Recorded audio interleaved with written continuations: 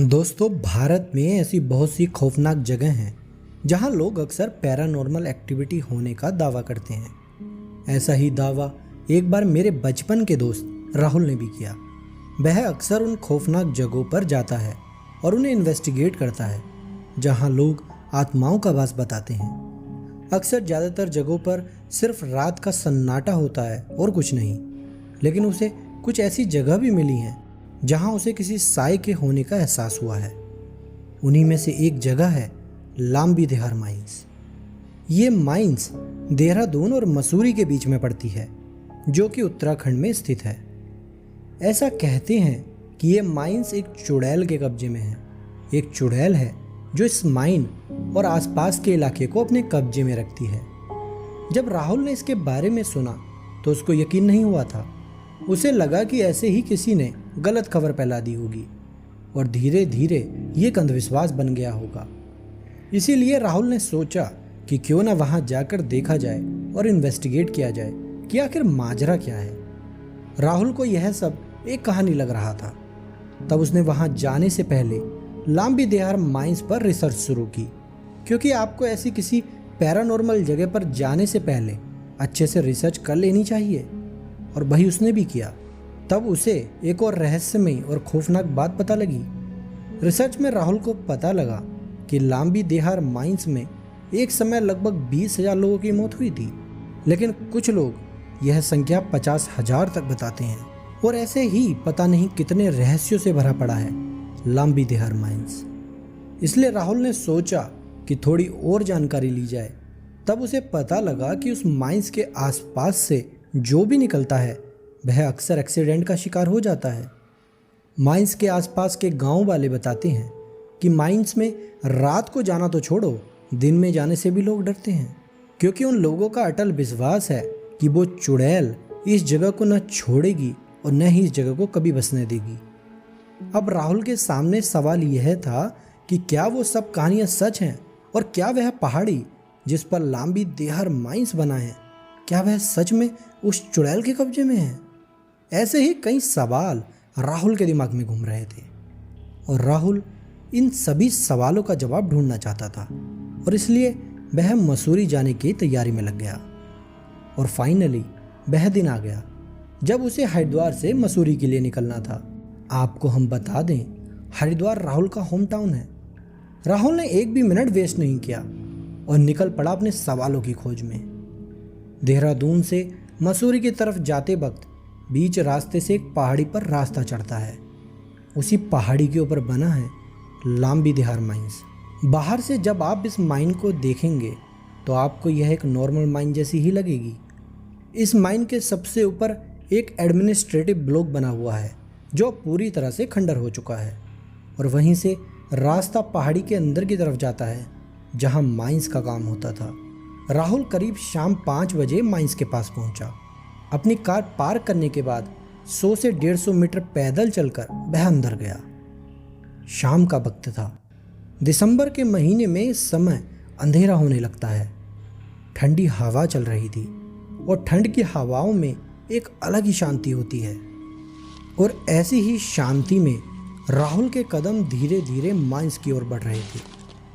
और जैसे ही राहुल माइन के गेट पर पहुंचा, वहां उसने जो चीज़ सबसे पहले देखी उसने उसे हिला दिया। उसने वहां 2 कौओं की डेड बॉडी पड़ी देखी, जिसे देखकर उसे अजीब फील हुआ। लेकिन फिर उसने सोचा कि शायद ठंड की वजह से उनकी मौत हुई हो। यह सोचकर वह आगे बढ़ गया। राहुल का प्लान था कि रोशनी में ही माइंस का ऊपर से एक अंदाज़ा ले लिया जाए, जिससे कि जब वो रात को आए तो उसे यह पता हो कि कौन सा रास्ता किधर जाता है और वह यहाँ भटक न जाए। यह सोचकर राहुल माइन का हर तरफ से जायजा ले रहा था। दीवारें टूटी हुई थी और ऊपर से देखने पर मसूरी शहर बहुत डरावना लग रहा था, क्योंकि चारों तरफ सिर्फ धुंध ही धुंध फैली हुई थी। राहुल को वहाँ की हवा में एक अलग ही निगेटिव फीलिंग आ रही थी। उसे बार बार ऐसा फील हो रहा था कि यहाँ से जल्दी निकला जाए। उसके मन में बार बार यह आ रहा था कि वह यहाँ क्या कर रहा है, और एक अलग ही बेचैनी उसके शरीर में दौड़ने लगी थी। लेकिन राहुल अक्सर ऐसी भूतियों जगहों पर रिसर्च के लिए आता जाता रहता है। इसलिए वह कुछ हद तक अपनी निगेटिव फीलिंग्स पर काबू कर पा रहा था। राहुल ने अपने मन पर काबू किया और अपनी आगे की इन्वेस्टिगेशन में लग गया और उसने दिन में ही वहाँ घूमकर अपनी इन्वेस्टिगेशन का सारा प्लान तैयार कर लिया, जहाँ उसे रात को आकर इन्वेस्टिगेट करना था। और यह सब करके वह वहाँ से बाहर निकल ही रहा था कि उसकी नज़र अपने आप वहाँ घूम गई जहाँ वो 2 कौवे मरे पड़े थे। ऐसा अक्सर सभी के साथ होता है। जब आपने कुछ अजीब देखा हो तब आपकी नज़र बार बार उसी जगह अपने आप जाती है, और वही राहुल के साथ हो रहा था। तब राहुल ने देखा 2 कौवों में से एक की डेड बॉडी गायब थी, लेकिन उसने सोचा कि शायद कोई जानवर उसकी डेड बॉडी को उठा ले गया होगा। यह सोचकर राहुल माइंस से बाहर आने लगा, और जैसे ही उसने माइंस के बाहर कदम रखा तब उसने पीछे मुड़कर देखा कि दूसरे कौवे की डेड बॉडी में कुछ हलचल हो रही थी। तब राहुल को लगा शायद ये कौवा जिंदा है, और इतने में वो कुछ और सोच पाता, इतने में वो कौवा एकदम से फड़फड़ाता हुआ खड़ा हो गया और वह उड़कर वहाँ एक सूखे हुए पेड़ पर जाकर बैठ गया। और जहाँ वो जाकर बैठा उसी जगह एक दूसरा कौवा पहले से बैठा हुआ था। तब राहुल को उन्हें देखकर लगा कि शायद ये मरे नहीं थे और मरने की सिर्फ एक्टिंग कर रहे होंगे, या शायद जमीन पर पड़े सो रहे होंगे। और यह सोचकर उसने अपने कदम बाहर की तरफ मोड़ लिए। वह बाहर पहुंचा और अपनी कार में बैठकर वहां से निकल गया। वहां से निकलने के करीब 15 मिनट बाद अचानक से उसके दिमाग में ख्याल आया कि हाँ, कुछ जानवर मरने की एक्टिंग करते जरूर हैं, लेकिन कौवे उनमें से नहीं हैं। तब उसने जल्दी से अपनी कार रोकी और फ़ोन निकालकर एक ऑथेंटिक वेबसाइट से रिसर्च की कि क्या कभी ऐसे इंसिडेंट हुए हैं जिनमें कौवे ने मरने की एक्टिंग की हो। लेकिन उसे ऐसा एक भी इंसिडेंट नहीं मिला जिससे ऐसा कुछ प्रूव हो पाता, और ये भी नहीं कह सकते कि वो वहाँ ज़मीन पर पड़े सो रहे थे। आप खुद सोचिए कि क्या आपने कभी कौवे को ज़मीन पर लेटे सोते हुए देखा है। इन सब से राहुल बुरी तरह सोच में पड़ गया था। उसे बार बार यही लग रहा था कि क्या ये एक सिग्नल है कि उसे ये इन्वेस्टिगेशन यहीं रोक देनी चाहिए, या फिर कुछ और है। लेकिन जब से ये बात राहुल के जहन में आई थी वह तब से एकदम सहम सा गया था, और इसी वजह से एक पल के लिए उसके मन में आया कि उसे ये इन्वेस्टिगेशन नहीं करनी चाहिए। लेकिन वह ठान चुका था कि उसे इन्वेस्टिगेशन करनी ही है, वरना उसके मन में जो सवाल थे उसके उत्तर उसे तभी मिल सकते थे जब वह यह इन्वेस्टिगेशन करता। और वापस आने का मन बनाकर वह वहां से वापस देहरादून के लिए निकल पड़ा। रात के 11 बज रहे थे। सड़कों पर ट्रैफिक कम होने लगा था, लेकिन अभी भी राहुल के मन में कहीं ना कहीं शाम को हुए कौवे वाला हादसा चल रहा था। इसलिए वो 2 स्टेट ऑफ माइंड में था। एक मन उसका कह रहा था कि उसे वहां जाना चाहिए, लेकिन कहीं ना कहीं एक मन ऐसा भी था जो उसे वहां जाने से रोक रहा था। इसलिए कुछ देर वह सोचता रहा कि उसे जाना चाहिए या नहीं। तभी उसके अंदर से आवाज आई, यू शुड, कि देख कर तो आ कि आखिर माइंस का रहस्य क्या है, और आगे जो होगा देखा जाएगा। अब रात के 11:15 बज चुके थे। राहुल ने गाड़ी स्टार्ट की और लांबी देहार माइंस के लिए निकल गया। गाड़ी में हल्की आवाज़ में म्यूजिक चल रहा था जिसे राहुल एंजॉय कर रहा था। अब राहुल ने सब सोचना छोड़ दिया था, और जैसे जैसे उसकी गाड़ी माइंस के पास पहुंच रही थी, रास्ते में धुंध बढ़ती जा रही थी जो इस सफ़र को और भी ज़्यादा रोमांचक बना रही थी। कुछ समय की रोमांचक ड्राइव के बाद राहुल फिर से माइंस के बाहर पहुंच चुका था। फ़र्क इतना था कि रात में वो जगह सुनसान और सन्नाटे से भरी होने के साथ साथ बहुत ही खतरनाक और खौफनाक लग रही थी। वो जो शांति उस पहाड़ी के आसपास थी वो उसके कानों के आसपास शोर मचा रही थी। अब राहुल अपना आगे का सफ़र शुरू करता है और वह वहीं आकर खड़ा हो जाता है जहां उसे वो 2 कौवे दिखे थे। अंधेरा और साथ में धुंध इतनी ज़्यादा थी कि उसे कुछ भी साफ नहीं दिखाई दे रहा था। तब वह अपनी टॉर्च निकालता है और आगे बढ़ता है। उसने पूरे एडमिनिस्ट्रेटिव ब्लॉक को पार किया और माइन के रास्ते की ओर चल दिया। अब राहुल धीरे धीरे माइंस में नीचे उतर रहा था। जैसे जैसे वो उस माइन में नीचे उतरता गया सन्नाटा और बढ़ता गया। वो अंधेरा और सन्नाटा इतना बढ़ता जा रहा था कि ऐसे केस में दिमाग का हेलुसिनेट होना एक आम बात है। उस समय राहुल के मन में बस एक ही बात चल रही थी कि आज पता लग ही जाएगा कि यहाँ आखिर है क्या। और यही सब सोचते हुए राहुल धीरे धीरे नीचे उतरता जा रहा था। करीब 25-30 फीट नीचे उतरने के बाद उसे माइंस के अंदर एक खुली हुई जगह दिखी। उसे देखकर उसने सोचा कि यह वो जगह होगी जहाँ लेबर आके बैठती होगी। आसपास टॉर्च की रोशनी मारने पर राहुल को एक कब्र दिखाई दी। वह कब्र के पास गया। कब्र का साइज देखकर यह साफ लग रहा था जैसे ही किसी बच्चे की कब्र हो। लेकिन राहुल को कुछ समझ में नहीं आ रहा था कि आखिर ये मामला है क्या। आखिर जमीन के इतने नीचे किसी बच्चे की कब्र क्या कर रही थी और इसे यहाँ क्यों बनाया गया, जमीन पर क्यों नहीं बनाया गया। ये सभी सवाल उस समय राहुल के मन में घूम रहे थे। जरा सोचिए, रात के करीब 1 बज रहे हों और आप एक ऐसी खौफनाक जगह हों जिसके बारे में कहा जाता है कि यहाँ लगभग 20,000 लोग एक ही रात में मर गए थे, और आप वहाँ अकेले इतनी रात को आएँ और चारों तरफ घोर अंधेरा और सन्नाटा हो, अजीब अजीब सी आवाज़ें आ रही हों, और ऐसे में आपको वहाँ एक बच्चे की कब्र मिल जाए, तो इस सिचुएशन में आप क्या करेंगे? जरा सोच के देखिएगा। वहाँ अंदर इतना ज़्यादा सन्नाटा था कि छोटे से छोटे कीड़े की आवाज़ साफ सुनाई पड़ रही थी, और उस आवाज़ में ऐसा लग रहा था जैसे वो आवाज़ राहुल से कह रही थी कि यहाँ से भाग जा। इतने में ही उसे पीछे से आवाज़ सुनाई पड़ी। ऐसा लगा जैसे किसी ने पत्थर फेंका हो। राहुल पीछे मुड़ा।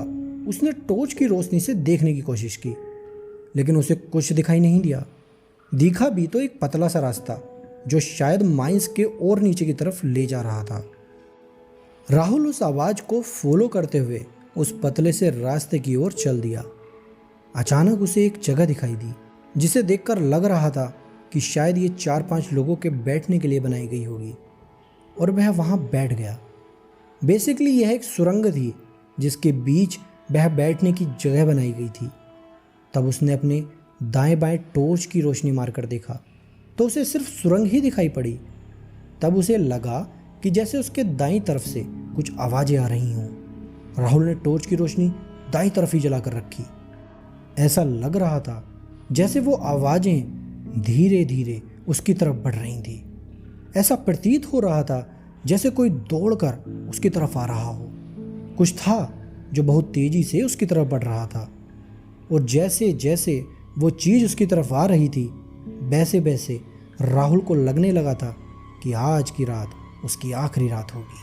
कुछ ही सेकंड के बाद एक ज़ोर से आवाज़ हुई, और वो आवाज़ जो उसकी ओर बढ़ रही थी वह अचानक से बंद हो गई।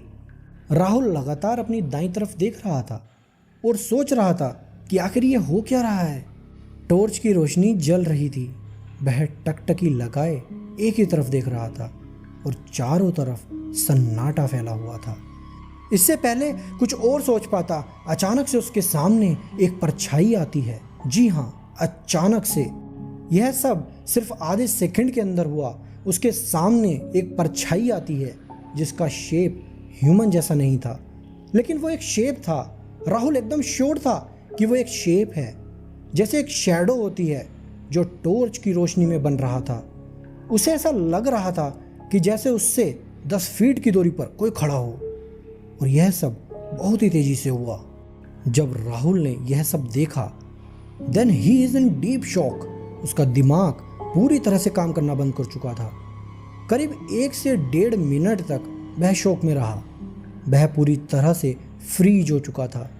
जब वह अपने होश में वापस आया तब वह पूरी तरह डर के काबू में था, और इसी डर की वजह से वह बाहर की तरफ भागा, और भागकर वह सुरंग से बाहर निकला और उस छोटे बच्चे की कब्र के पास पहुंचा।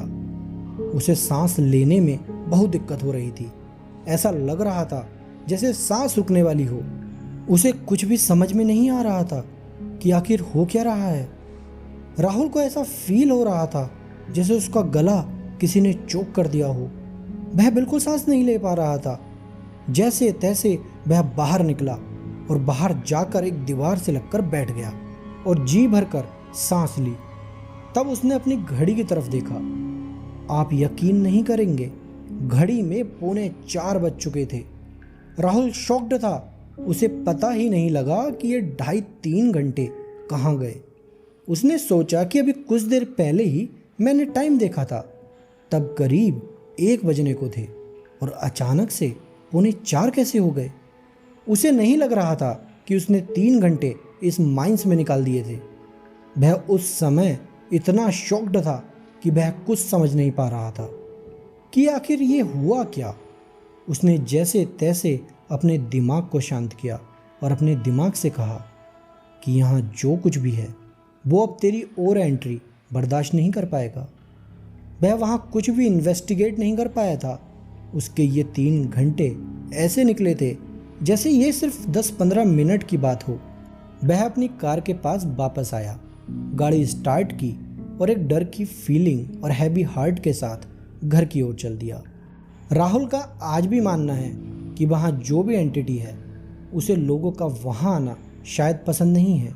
और आज भी राहुल जब भी लांबीदिहार माइंस की बात करता है, एक अलग ही निगेटिव फीलिंग उसे घेर लेती है।